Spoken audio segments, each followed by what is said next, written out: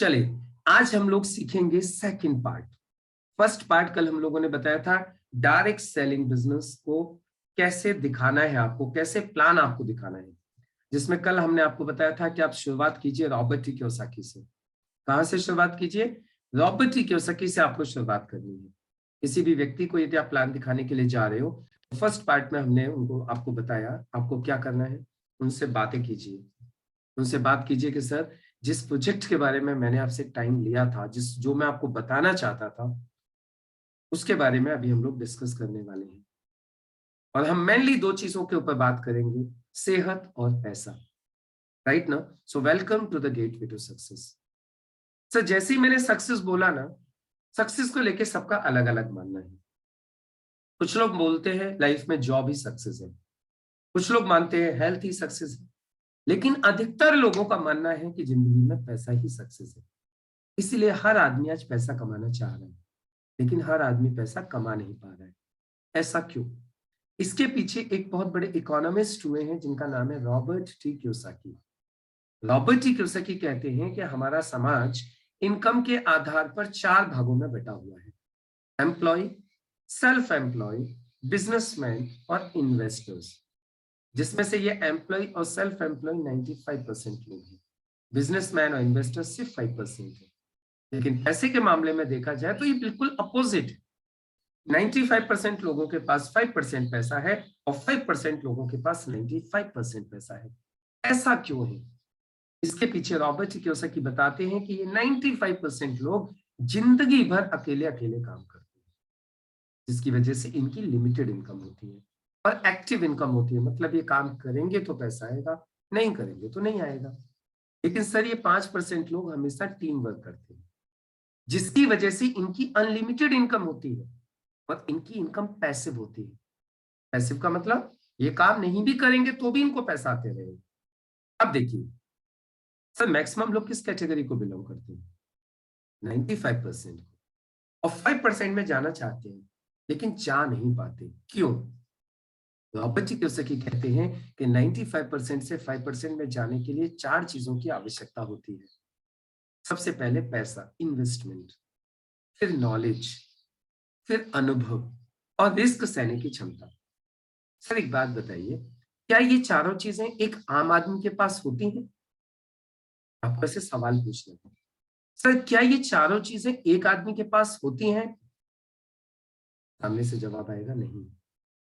फिर कैसे 95% से 5% में जा सकते हैं? और यहां पे आपको थोड़ा सा पॉज दे देना है। फिर कैसे जा सकते हैं सर? अब सामने वाला व्यक्ति भी यदि उसका माइंड इधर उधर हो रहा होगा तो सेंटर में आ जाएगा, वो सोचने लगेगा या फिर कैसे जा सकते हैं। और जब वो थोड़ा सा सोचने लगे फिर आप उसको बोलिए। सर रॉबर्ट टी कियोसाकी कहते हैं पूरी दुनिया में एक काम ऐसा है जिस काम के माध्यम से आप इन चार चीजों के बिना भी 95% से 5% में जा सकते हो। क्या सर? रिपीट कर लीजिए एक बार, उसी से पूछ लीजिए क्या बोला आपने, क्योंकि एक बार में कई बार आदमी को समझ में नहीं आती है। मैंने क्या बोला सर? और ये पूछने के बाद आप इंतजार मत कीजिए कि जवाब वो दे, जवाब आप ही दे दीजिए, लेकिन उससे पूछिए जरूर सर क्या बोला मैंने। एक काम पूरी दुनिया में ऐसा है जो बिना इन चार चीजों के भी आपको 95% से 5% में ले जा सकता है, और उस काम का नाम है डायरेक्ट सेलिंग। सर जिसे पूरी दुनिया में फ्रेंचाइजी मॉडल के रूप में स्वीकार किया गया है। मतलब डायरेक्ट सेलिंग एक ऐसी अपॉर्चुनिटी है जो किसी भी आम व्यक्ति को बिना पैसे के, बिना नॉलेज के, बिना अनुभव के, बिना रिस्क के 95% से 5% में ले जा सकती है। माय गॉड, इतनी बड़ी अपॉर्चुनिटी। अभी डायरेक्ट सेलिंग है क्या सर? अब देखिए जब आपने बोला ना तो सामने वाला व्यक्ति डायरेक्ट सेलिंग को लेके एकदम पॉजिटिव, डायरेक्ट सेलिंग को लेके वो एकदम सुनने को तैयार हो गया। अब वो पूरा यूं बैठ के सुनेगा क्या है डायरेक्ट सेलिंग। क्यों? क्योंकि आपने उसको इंपॉर्टेंस बता दी।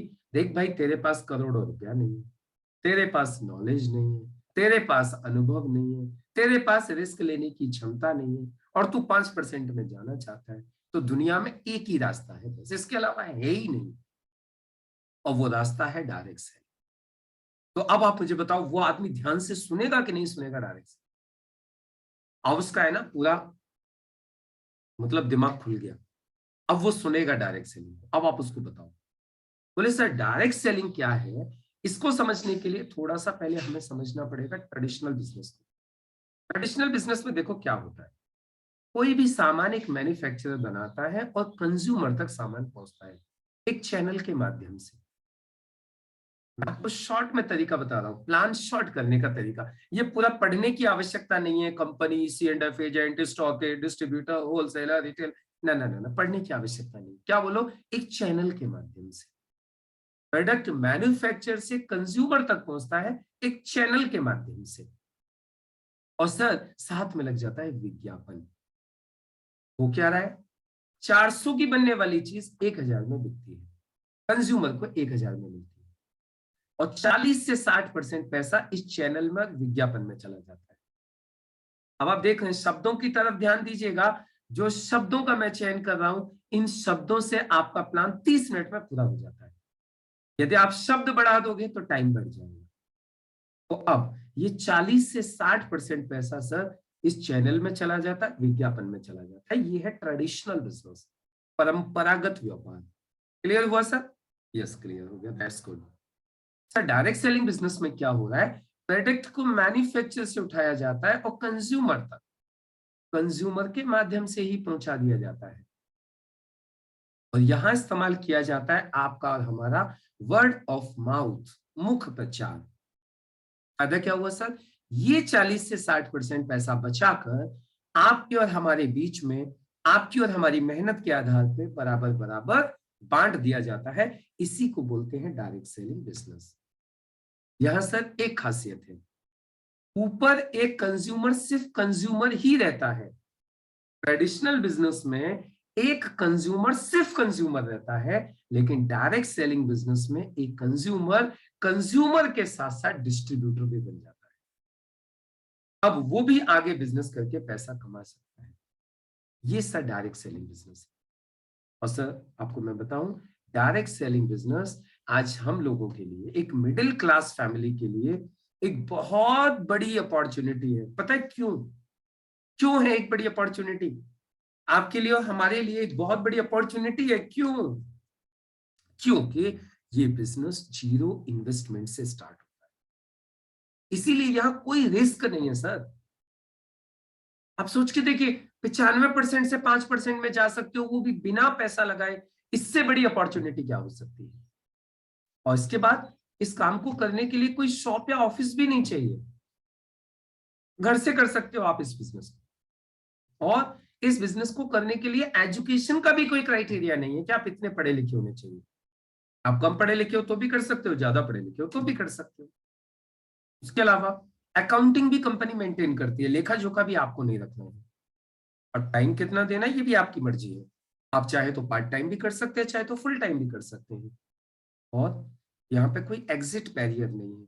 यदि आप इस काम को नहीं कर पाते हैं तो आपको बाहर निकलने में भी कोई बैरियर नहीं है, कोई तकलीफ नहीं है। क्यों? क्योंकि आपने कुछ लगाया नहीं है।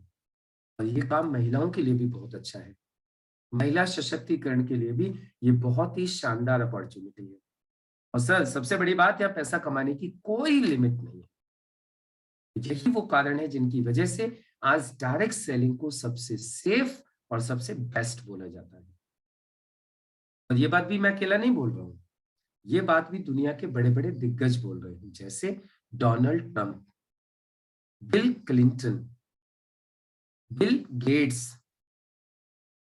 Doctor Steven R Covey, Warren Buffett, Robert T Kiyosaki. ये सब लोग बोल रहे हैं कि ये बिजनेस आपको और हम लोगों को करना चाहिए, ये सेफ एंड बेस्ट है। अब पढ़ पढ़ के बताने की आवश्यकता नहीं है जो इन्होंने लिखा हुआ है, वो अपने आप पढ़ लेगा। जब आपने उसके सामने स्क्रीन लेके आ गए या किताब लेके आ गए तो अपने आप पढ़ लेगा। आपको सिर्फ इतना ही बोलना है, आगे बढ़ जाना है। अब देखिए, आप सोचे होंगे सर डायरेक्ट सेलिंग बिजनेस की वर्ल्ड वाइड क्या सिचुएशन है। मैं आपको बताता हूँ डायरेक्ट सेलिंग का पास्ट, प्रेजेंट और फ्यूचर। ये बिजनेस कब से चल रहा है, आज इस बिजनेस की क्या स्थिति है और ये बिजनेस कहाँ जाने वाला है। देखिए, इस बिजनेस की शुरुआत हुई थी 1940 के आसपास अमेरिका से। आज इस बिजनेस को अमेरिका में चलते हुए लगभग 82 साल हो चुके हैं, 82 ईयर्स। और आज ये बिजनेस 150 से ज्यादा देशों में चल रहा है। कितना? 150 से ज्यादा देशों में। और यदि हम सालाना टर्नओवर की बात करें तो ये 2017 के आंकड़े हैं, जिसमें बताया गया कि डायरेक्ट सेलिंग बिजनेस का एक साल का टर्नओवर था 13.27 लाख करोड़।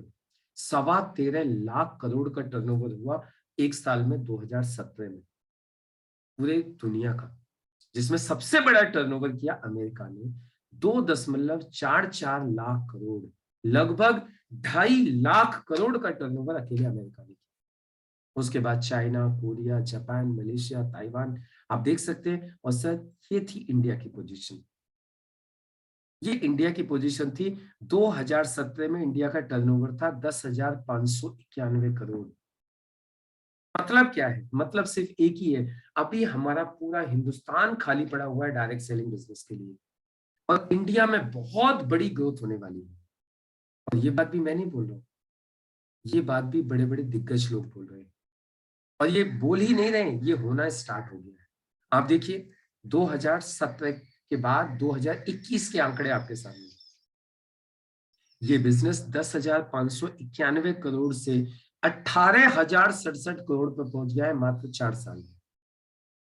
मात्र 4 साल के अंदर। और यही नहीं, आप देखिए 2025 तक कहा जा रहा है ये बिजनेस हिंदुस्तान में 64,000 करोड़ को टच करने वाला है। मीडिया बोल रही है सर, बड़ी बड़ी संस्थाएं बोल रही हैं, गवर्नमेंट बोल रही है इस बात को कि 2025 तक ये बिजनेस हिंदुस्तान में 64,000 करोड़ को टच करेगा। अभी कितना है सर? 18,000 करोड़ सालाना। और अगले 3 साल में हो जाएगा ये 18,000 करोड़ से 64,000 करोड़। यानी 3 गुना, कम से कम 3 गुना बिजनेस होने वाला है। 3-3.5 गुना अगले 3 साल के अंदर। ये है सर डायरेक्ट सेलिंग का स्कोप इंडिया में। और आज इसीलिए आज डायरेक्ट सेलिंग को पढ़ाया जाना चालू कर दिया है। देखिए आप, आज बीकॉम ऑनर्स में पढ़ाया जा रहा है दिल्ली यूनिवर्सिटी के अंदर, एमबीए में पढ़ाया जा रहा है डायरेक्ट सेलिंग को। और तो और देखिए आप, अभी सोलोनी यूनिवर्सिटी हिमाचल प्रदेश ने तो डिप्लोमा लॉन्च कर दिया डायरेक्ट सेलिंग में, post graduate diploma in direct selling.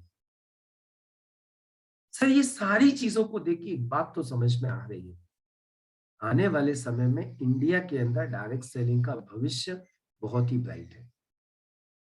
अब आप सोच रहे होंगे कि डायरेक्ट सेलिंग तो करना चाहिए, लेकिन डायरेक्ट सेलिंग करना कैसे है, मैं करूं कैसे, मैं इसका कैसे फायदा ले सकता हूं?